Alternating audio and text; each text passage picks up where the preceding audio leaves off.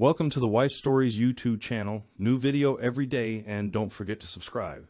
Here we go. Mike Johnson wondered what he would find when he finally reached the home he shared with his wife, Amy, a woman he had not heard from for over a year, even though she knew where he was. As he stared out the window of the cab, he thought back over his life. He lost both his parents at the age of 17 in a tragic auto accident and became an emancipated minor with the support of his next-door neighbor, who happened to be a county social worker. Fortunately, his parents had set up a trust fund to make sure he was well taken care of. It wasn't a huge amount of money, but it was enough to take care of his needs. He was also in great physical shape and played football in high school. He was popular with his classmates because he had his own house, which was paid for with his inheritance, and he was considered to be an all-around nice guy. His father taught him to be a gentleman to the ladies and how to control his temper. When he died, he was a hand-to-hand combat instructor and had taught him well. He graduated high school and went to college at the University of Florida.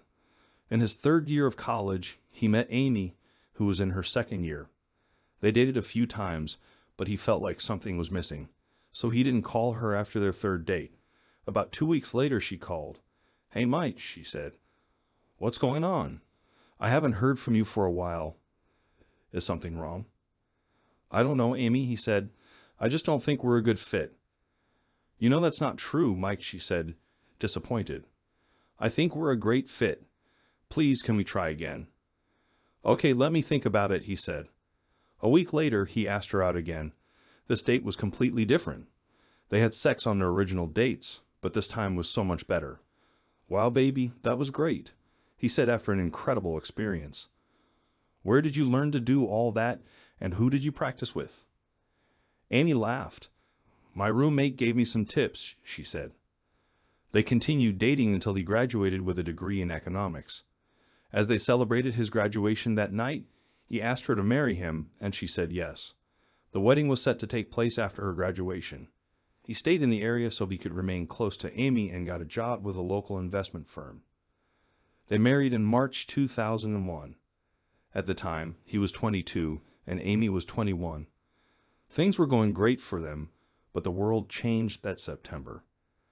On September 12, 2001, he joined the Army. Thanks in large part to his father's training and his constant practice of martial arts, he became a ranger. During this time, they made a great couple and were happy newlyweds. He kept the house he had inherited from his parents in Columbus, and the two stayed there.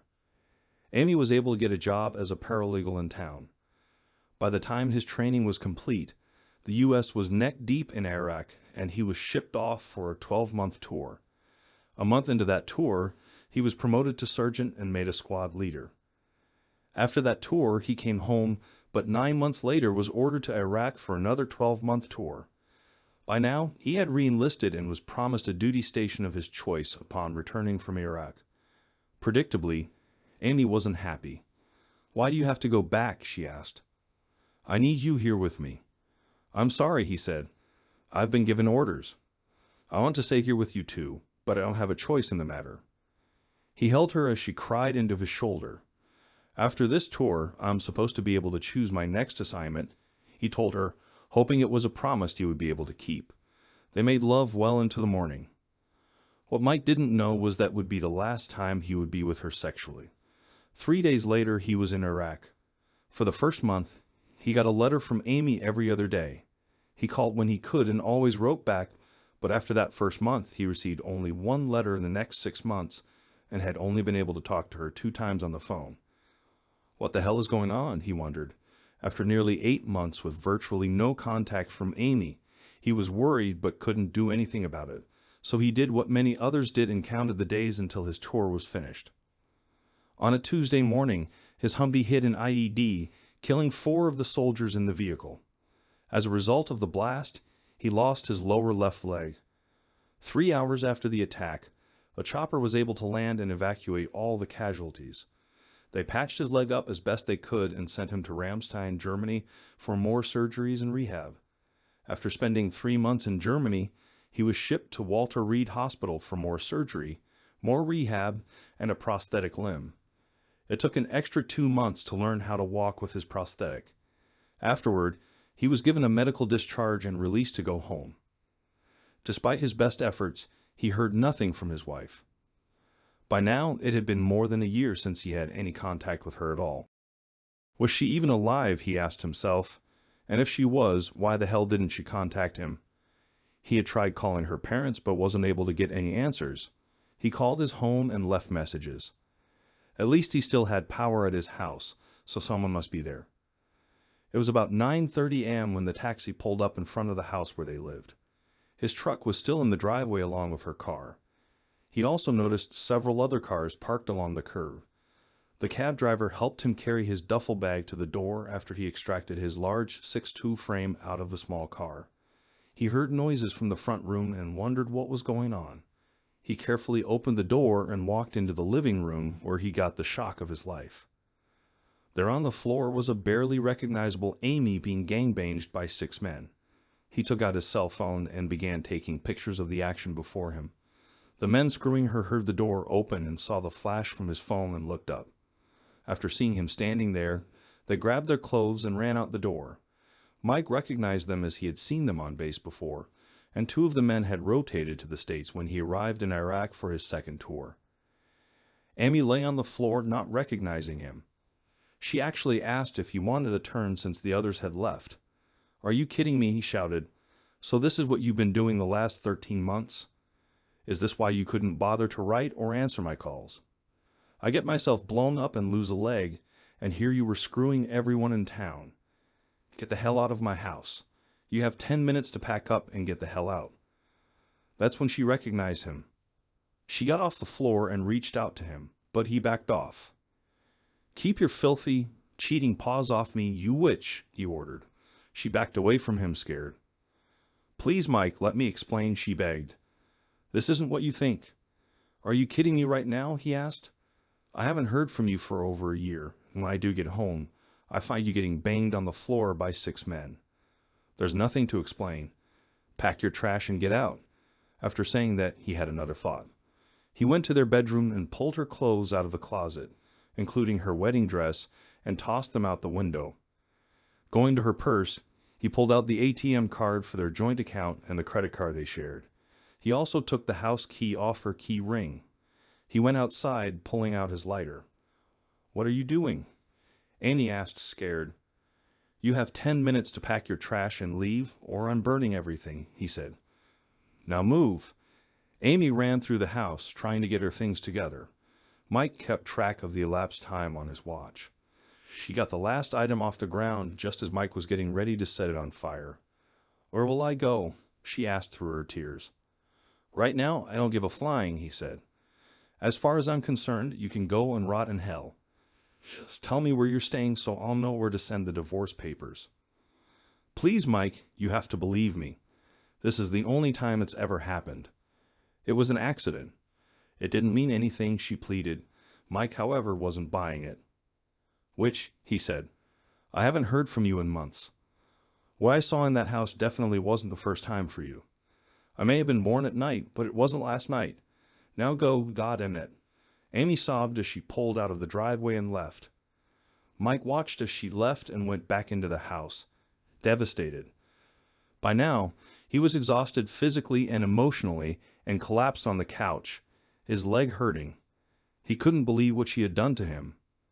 He lost track of time, and before he knew it, the sun was beginning to set. He got up and looked around the kitchen, hoping to find something to eat when the phone rang. "Hello," he said, answering the phone. "Mike, what the hell is wrong with you?" asked an angry female voice on the other end. He recognized it as Julie, Amy's older sister. "Why did you kick Amy out of the house?" "Ask her," Mike said. "Have her tell you why I did. She said you didn't like the way the house looked and told her to get out." "That's Julie, and I think you know it," Mike said. "If you want the truth, come by my house and I'll show you." He heard nothing on the other end for a few moments. "Okay, Mike, I'll come by, but this had better be good," she said before hanging up. He knew it would be a while before she got to his house, so he sat down at his computer and turned it on. After it finished booting up, he decided to check Amy's email. Amy wasn't too bright about things like passwords, and she had one of those web-based email services, so he was in her email in pretty short order. He decided to slow Amy down a bit and change her password so she couldn't delete anything. He knew that eventually she would get it reset, but not before he had his evidence. It only took him a few minutes of browsing her emails to realize this had been going on for quite some time, perhaps during his entire tour in Iraq. The emails he saw were quite explicit, and many of them had pictures or videos attached. "Hey cutie," one email read, "had a great time last night. You're one hot woman." The email had 2 pictures attached, so he brought them up and printed them out. The pictures showed Amy with men having sex. The email was dated 1 week after he left for Iraq. There were many, many more just like this. "Just wait till your stupid hick husband comes back." Another email read, "We'll give him a hot welcoming party." Oh. That email had a video showing Amy getting plugged in all her holes at the same time. That email was dated the day he was wounded in Iraq. By the time Julie showed up, he had printed off nearly a ream of emails and a large pile of photos. The videos were saved into a folder. He noticed the same 6 men were featured in most of the photos and videos. He answered the door, making sure Julie was alone. She didn't look very happy. "All right, Mike, spill it. What's going on?" she asked, her face red with anger. He pulled out his phone and showed her the pictures. "This is what I walked into when I got home," he said. Her face turned white as she looked at the photos he had taken. "Oh my God. There's more," he said, throwing down the pictures he had taken from Amy's email. Julie looked through the photos, shocked. "Did you know about all this?" She shook her head. "God's honest truth, I had no idea. I knew she was going out a lot, but I didn't know about this." "She never said anything to you?" Mike asked. Julie shook her head. "No, nothing." "My God, Mike, I'm so sorry. I knew she was upset about you leaving, but I didn't think she'd do this. Did she say anything to you about me being wounded?" he asked. Julie shook her head. "Wounded?" Julie asked, surprised. "When did you get wounded?" "About 6 months ago," he said. "Lost part of a leg. I've been in surgery and rehab for months, and I never heard anything from her. Now I know why." "I'm sorry, Mike. She never said anything about it. She's hardly mentioned you at all over the last several months. Probably too busy getting drilled to even give a damn. She didn't even recognize me when I came in the door." "So what are you going to do?" Julie asked. "I'm divorcing her." "Is there any way you can forgive her and work past this?" "You've got to be kidding me. There's no way I can ever get past this, and something tells me I'm just scratching the tip of the iceberg." "No, we're finished." "I understand, Mike. I'm really very sorry about all this. I'm going to give her a piece of my mind when I see her." She wrapped her arms around him. "If there's anything I can ever do, let me know, okay?" she asked before leaving. "Thanks, Julie. I appreciate that," he said. He locked the door after she left and went back to the computer to see what else he could dig up. By the time the clock struck midnight, he had printed off all of the incriminating emails and saved hundreds of photos and videos. Looking at the timeline, he could see that Amy's cheating had begun early in his first tour in Iraq and had been happening about once a week the whole time he was gone. He'd also managed to identify all 6 men involved in her gangbangs. He also learned that all of them were active duty based on what they wrote. He was able to identify the units they belonged to and got an idea of the days they went out clubbing. Additionally, he found that all 6 of the men Amy had been screwing were married, and a couple of them had young children. He made a note of their addresses and contact information. He regretted that they would be hurt in all this, but he wasn't going to let the holes off the hook just because they had children. He filed that information away and laid down on the futon in his office to get a few hours of sleep. The next day would be very busy. He woke up before the sun came up the next day and did his morning routine. Getting dressed, he mapped out the day's activities. First on his list was to get an appointment with a good divorce attorney. He looked through the phone book and started making calls. After speaking to a couple of firms, he was able to get an appointment that morning. Looking at his watch, he realized he didn't have a lot of time before the appointment, so he went to the bank and closed out their joint accounts and reopened an account in his name only. He knew he would probably have to give her half of their money, so he got a cashier's check for the full amount. His inheritance and trust fund were in accounts that Amy had no access to, so he left those alone. He closed out their joint credit card and applied for one in his name only, paying off the balance on the other card. Once done, he headed out to see his attorney. He walked in carrying a folder full of emails and photos and checked in with the receptionist. He had just poured a cup of coffee when an attractive woman came out from the back and introduced herself. "Mr. Johnson," she asked, extending her hand. He shook her hand and introduced himself. "Please call me Mike," he said. She smiled and ushered him into her office. "Thank you, Mike. Please call me Sally. I understand you were seeking a divorce, is that right?" "Yes, it is," he said. She looked at him hard for a few minutes. "You know I don't represent cheating spouses," she said. Mike put the folder on her desk. "Sally, I've been in Iraq and in the hospital recovering from combat wounds for several months. I'm not the one cheating, as these emails and photos show." She looked at the folder, picked it up, and thumbed through the thick pile of papers, shaking her head. "Oh my, this is extremely incriminating. How did you get these emails and photos?" "Well, my soon-to-be ex-wife used my computer for her correspondence, and they liked to send photos and videos back and forth." "You have video as well?" she asked. "Yes, I do, and I came home to this yesterday." He pulled out his phone and showed her the photos he took in his house. Her eyes grew wide. They went over the evidence and the details of the divorce, and by the time the meeting was over, Sally agreed to file for divorce on the grounds of adultery, naming the 6 men she'd been screwing for the last 2 years. "So once we file, we'll get her served, and she'll have 30 days to respond. If she doesn't respond, we can have the final decree granted immediately. If she does contest it, it may take a bit longer. Since you owned the house before you got married, she has no claim on it. The same for your inheritance and your trust fund. If she wants to fight it, we can use the photos and video. Hopefully, she'll simply sign the papers and it'll be a done deal. We can have her served either at her work or at her sister's apartment if she's still there." "In a couple of days, that would be great," Mike said. He thanked her and left the office feeling better since he first got home the previous day. After he got home, he called the locksmith to have the locks changed on the house and began calling the wives of the men Amy had been involved with. Needless to say, they were all pissed.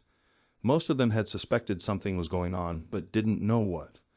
They all asked for evidence, and Mike was more than happy to email photos and videos along with copies of some of their emails. He made a few more calls and met some of his comrades at a bar on the edge of town. They looked at some of the photos he brought and shook their heads. They also knew the 6 men involved and discussed possible options. As they talked, one of the 6, a big clod named John Abrams, came stumbling into the bar. George, one of Mike's friends, pointed him out. They looked and turned back to their beer, but not before the Ahole recognized Mike and staggered over to him full of piss and vinegar. Well, he said loudly, "if it ain't Sergeant Johnson. How's your wife these days? She's still stretched out for my action?" he asked, grabbing his crotch. Mike said nothing, prompting the Ahole to push the issue. "What are you, a scumsucker as well as a con big ranger dude? Let's see what you've got." He made the mistake of taking a swing at Mike, his fist glancing off the top of Mike's head.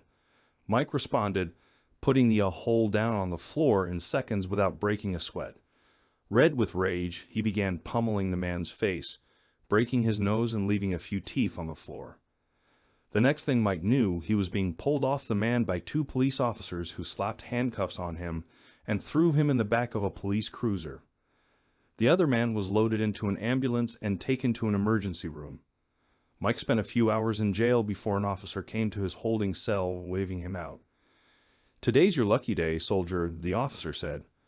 "Witnesses said you acted in self-defense, and surveillance video proved it, so you get to go home tonight with no charges." Mike went home and went to sleep. The next day, he got a call from one of his friends. "Hey, did you see the news?" George asked. "No, I just got up." "What's up?" "Seems there was a rash of muggings last night. 5 soldiers ended up in the hospital with various injuries. It's in the paper." "Isn't that a shame?" Yeah, that's terrible news, Mike said sarcastically. Anyone we know? Yeah, they just so happen to be the other five guys screwing Amy. Isn't that quite a coincidence? Yeah, that is quite a coincidence, Mike said, smiling. Later that day, Mike got a visit from his former regimental commander and the sergeant major, a man who made Sam Elliott's character in We Were Soldiers look downright friendly by comparison. He opened the door and invited them in, offering them something to drink. No thanks, Sergeant, the colonel said. We just wanted to stop by for a few minutes to see how things are going. Could be better, all things considered, Colonel. And please, call me Mike. I'm not a soldier anymore, thanks to this, he added, tapping on his prosthetic leg. I understand, and I do apologize, the colonel said. Not your fault, Colonel. You didn't plant that AED.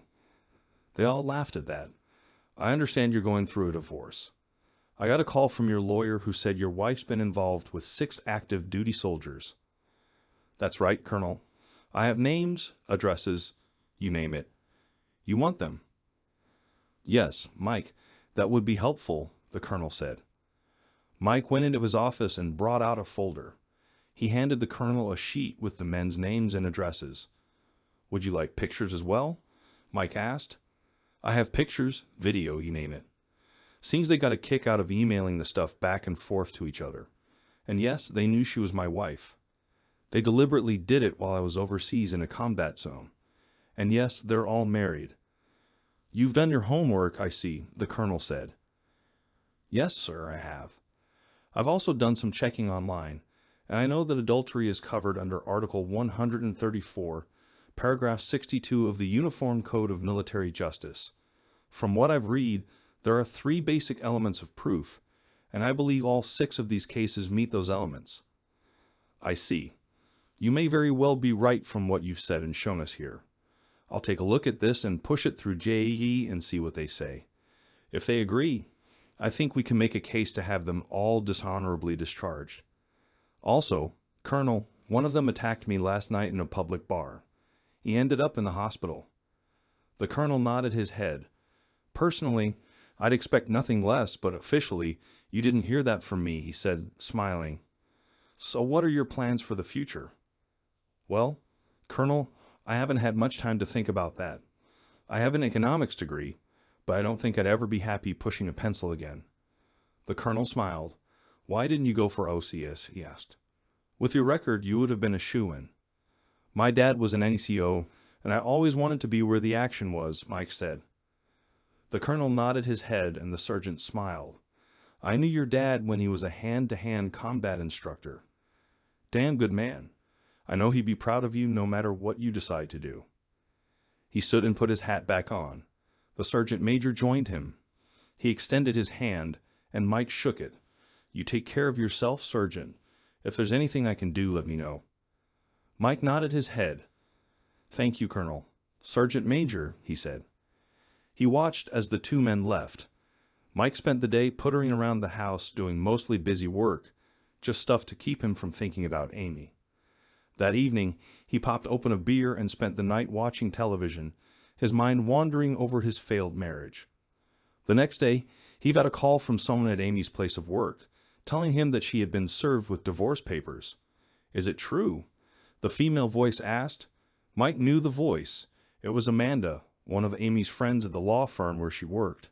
He always thought she was quite attractive and had nice legs, but he never said anything. Is what true? Mike asked. That she cheated on you while you were in Iraq? The process server was very clear that she was being divorced for adultery. We all heard him. Yeah, it's true. It's been going on for over 2 years. And you never knew? Amanda asked. She only did it while I was deployed to Iraq, Mike told her. Oh my God, you poor man. I'm so sorry. Well, listen, sugar, if there's anything we can do for you, just call, okay? I'd do me anything. We think the world of you, and we hate what she did to you. Thanks, Amanda. I appreciate that, Mike said.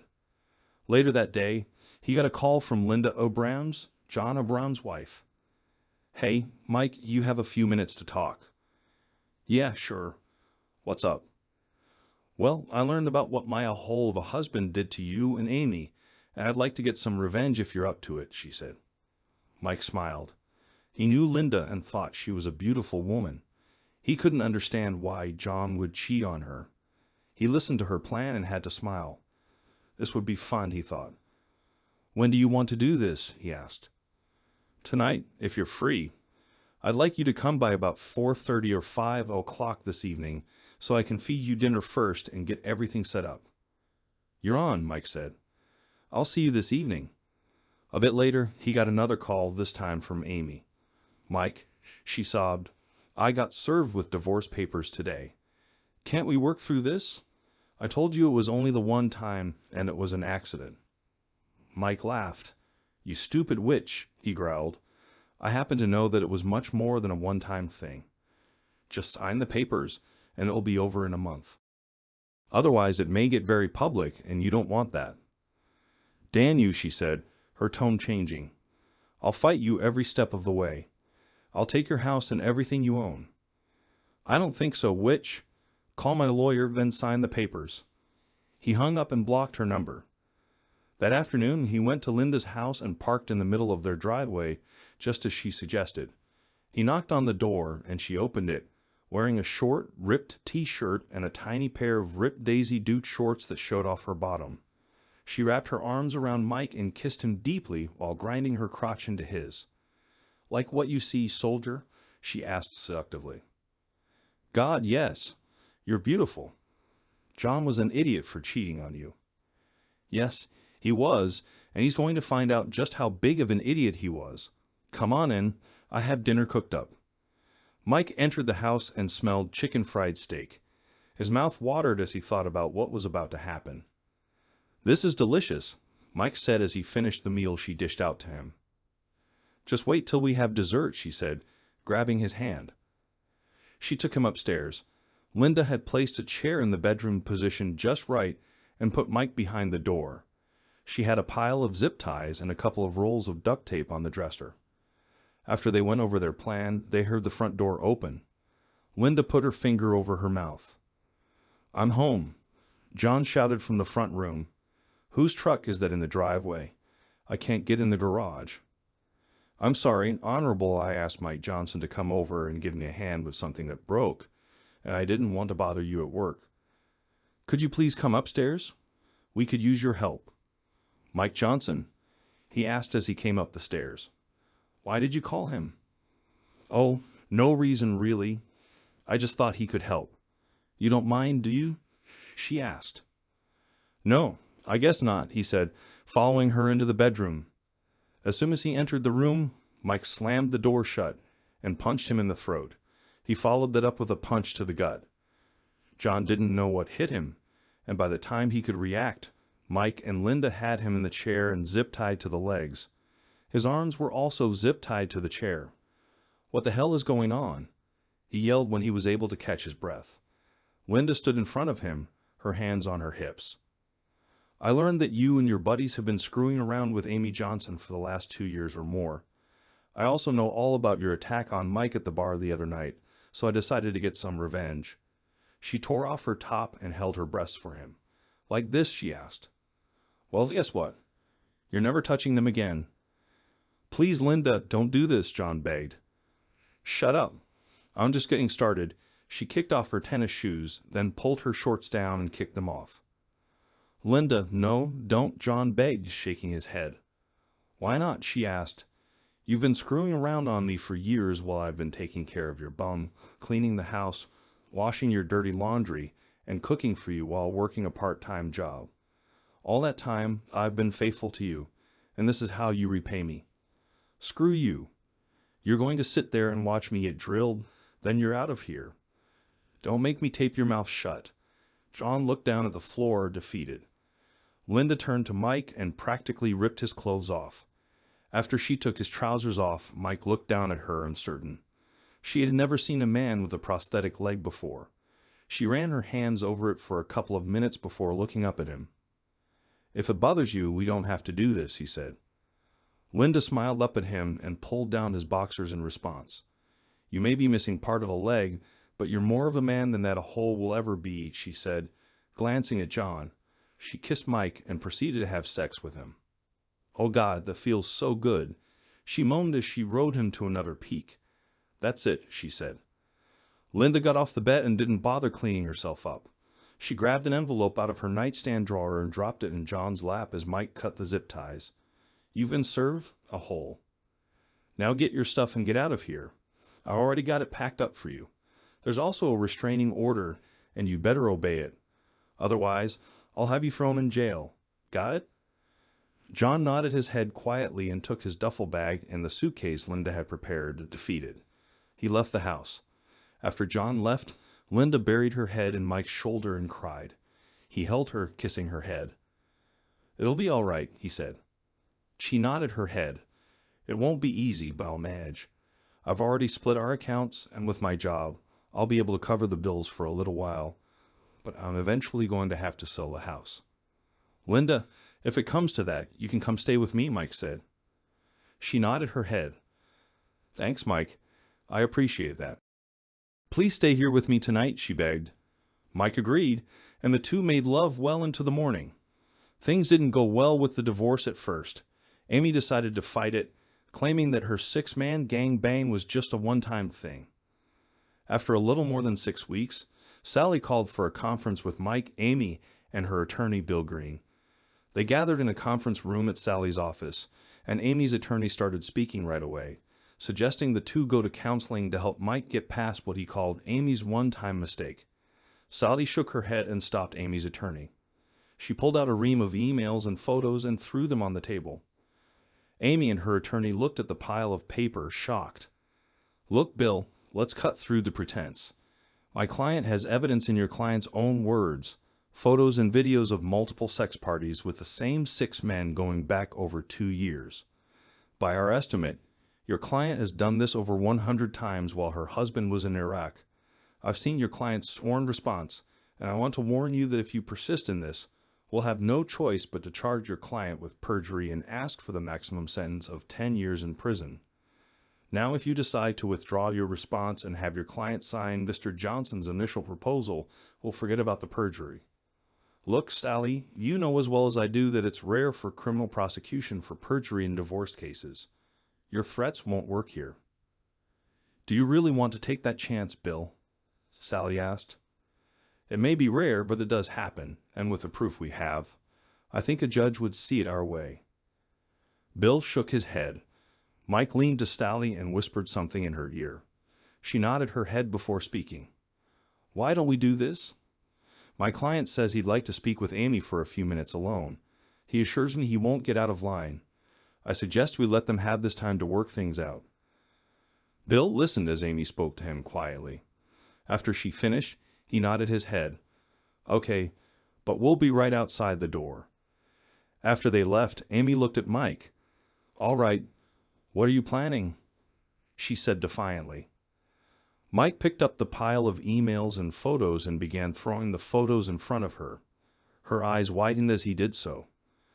Then he pulled out a photo of her from his wallet. "Do you know what got me through those 2 tours in Iraq?" he asked. He pointed at his photo, now yellow with age. "It had been taken shortly before I enlisted. This, and then when I didn't hear anything from you, I began thinking the worst. I honestly thought you had gotten hurt or worse.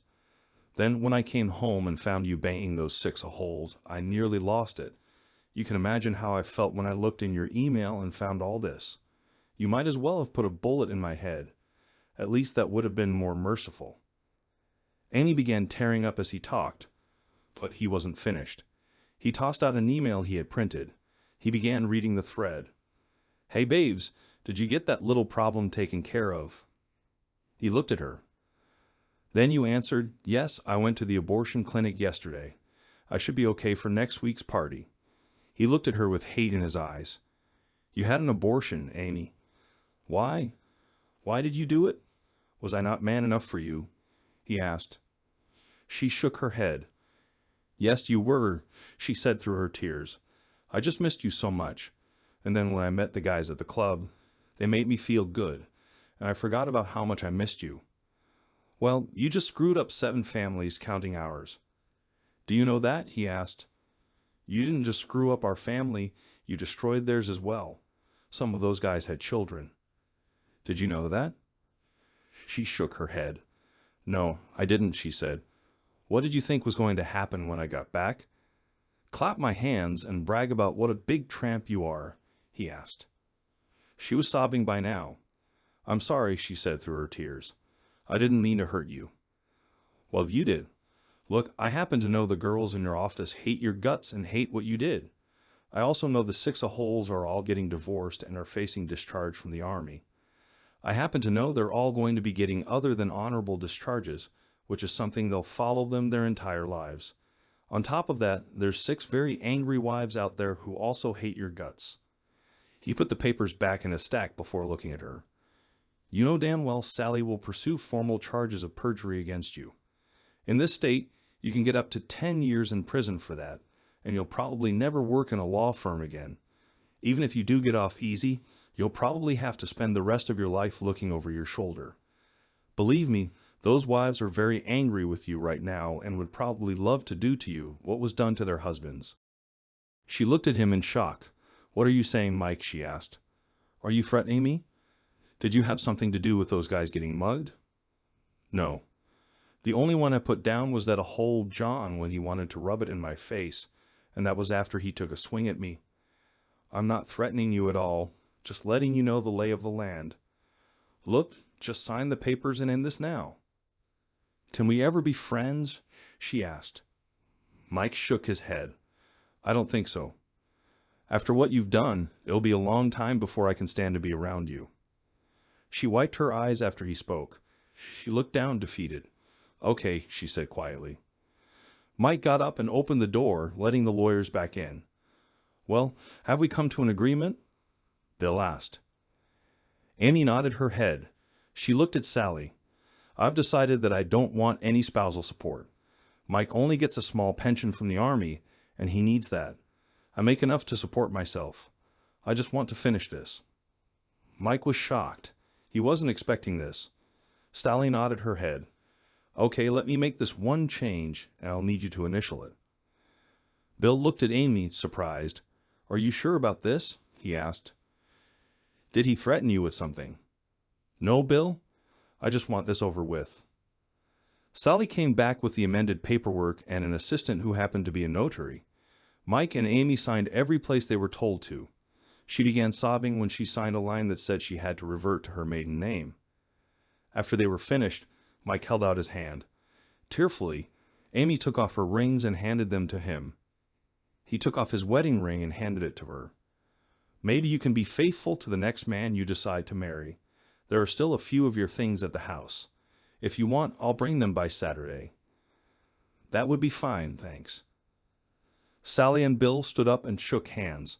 I'll withdraw my client's response and meet you at the courthouse to file this today, Sally said. I'll see you there, Bill replied. Bill and Amy left the room, and Mike collapsed in his chair, happy that it was finally over. Sally looked at him for a moment. What did you tell her, really? She asked. Mike looked at her. I just reminded her of the truth and the consequences of her actions. There are 7 families destroyed because of this. That's why I never represent cheaters. You're a good man, Mike Johnson. You'll do well. Just stay out of trouble, okay? He smiled. I will, Sally. Thanks. He left the office and headed home, stopping on the way to grab a 6-pack of beer. He called Linda's cell and gave her the news. Come on by the house tonight, soldier, and I'll help you celebrate. You got it, babe? He said, smiling. That Saturday, Mike loaded up the few things he had left of Amy's and headed for her sister's apartment, where she had been staying. Julie answered the door when Mike rang the bell. Hi, Mike, she said. I brought the rest of Amy's things over, he said. Well, the next time I see her, I'll get an address and send it. What do you mean? Amy left? She quit her job the day you guys signed your papers and she left that night. Just packed up her stuff and took off. I don't know where she's going, but I think she's leaving the state. Okay, well, if you talk to her, tell her I dropped this off. Julie took what Mike brought over and thanked him. A few weeks later, Julie told Mike that Amy had fled clear across the country and was now living somewhere in Washington or Oregon. The 6 men she cheated with were all given discharges that were other than honorable. They'd also fled the area to parts unknown. Mike wondered if they hooked back up with Amy, but he really didn't care. He married Linda shortly after their divorces were final. It turned out that she got pregnant the night they got revenge on John. They've since had 2 more children and are doing well. Mike was offered a job as a researcher for something called the Homefront Security Task Force and still works there. The pay is good, the benefits are great, and he has access to information most people would kill for. Better yet, he's able to work from home, but sometimes has to fly to some place called Fort Apache. He was looking through the day's mail and opened a thick envelope when his work phone rang. "Mike Johnson," he said, answering the call. "Hey, Mike, this is Oscar. How are things going?" The man at the other end asked. "Going great, Oscar. How about you?" Mike asked. "Living the dream," Oscar said. "Hey, I just wanted to thank you for your work on the Gay G's case. It was invaluable." "Thanks. Look, I know accolades in this business are few and far between, but Bill wanted me to make sure you got those tickets to Cancun. I just got them today." "Good, I'll let Bill know. Make sure you and that pretty wife of yours have a good time." Mike smiled. "Oh yeah," he said. "We will. Thanks again." He hung up the phone and looked at the tickets. Talk about perfect timing. Their anniversary was coming up, and he was looking forward to seeing his wife in her new bikini on the beach. Oh yes, he thought, they would indeed have a good time.